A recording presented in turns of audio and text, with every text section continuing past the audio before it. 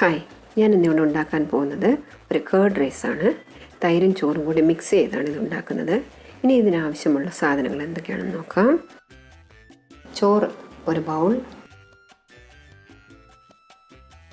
പുളിയില്ലാത്ത തൈര് 200 മില്ലി, എണ്ണ 1.5 ടീസ്പൂൺ, കടുക് 1/2 ടീസ്പൂൺ, ഉഴുന്നുപരിപ്പ് 3/4 ടീസ്പൂൺ, കടലപ്പരിപ്പ് 3/4 ടീസ്പൂൺ,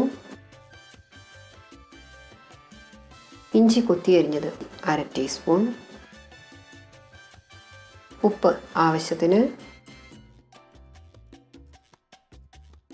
കറിവേപ്പില ആവശ്യത്തിന്, ഉണക്കമുളക് ആവശ്യത്തിന്, പാല് 4 ടേബിൾ സ്പൂൺ, മാതളപ്പഴത്തിൻ്റെ അല്ലികൾ കുറച്ച്. ഇനി ഇതെങ്ങനെയാണ് ഉണ്ടാക്കുന്നതെന്ന് നമുക്ക് നോക്കാം. ആദ്യം ഒരു ചീനിച്ചട്ടി ചൂടാകാൻ വയ്ക്കുക. അതിലേക്ക് 1.5 ടീസ്പൂൺ എണ്ണ ഒഴിച്ചു കൊടുക്കുക.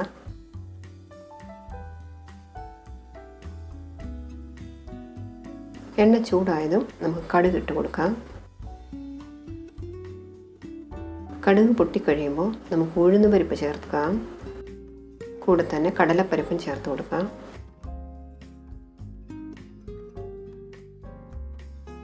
ഉഴുന്നുപരിപ്പിൻ്റെ കളറൊന്ന് മാറി തുടങ്ങുമ്പോൾ നമുക്ക് 1/2 ടീസ്പൂൺ ഇഞ്ചി ചേർത്ത് കൊടുക്കാം.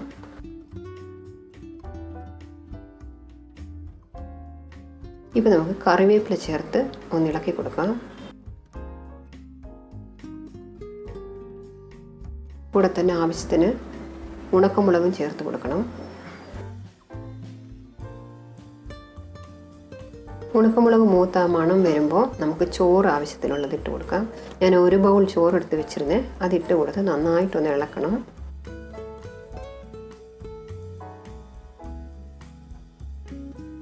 ഇപ്പം നമുക്ക് ആവശ്യത്തിന് ഉപ്പ് ചേർത്ത് കൊടുക്കാം.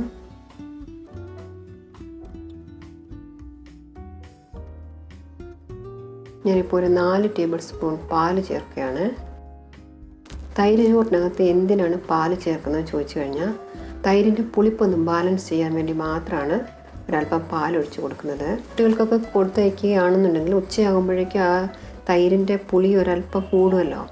അപ്പോൾ അതൊന്ന് ബാലൻസ് ചെയ്യാനെ കൊണ്ട് പാലൊഴിച്ച് കൊടുക്കുകയാണെങ്കിൽ തൈരിന് അധികം പുളിപ്പ് തോന്നുകയില്ല.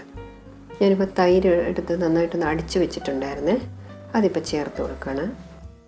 ഇപ്പം നമുക്ക് ഉപ്പിൻ്റെ അളവ് നോക്കിയിട്ട് ആവശ്യമുണ്ടെന്നുണ്ടെങ്കിൽ ചേർത്ത് കൊടുക്കാം. അതുപോലെ തന്നെ നമുക്ക് അണ്ടിപ്പരിപ്പോ മുന്തിരിയോ ഒക്കെ വേണമെന്നുണ്ടെങ്കിൽ നീല വറുത്തിടാം. കുട്ടികൾക്ക് കൊടുക്കുമ്പോൾ അതൊക്കെ വറുത്തിടുന്നത് ഏറ്റവും നല്ലതാണ്.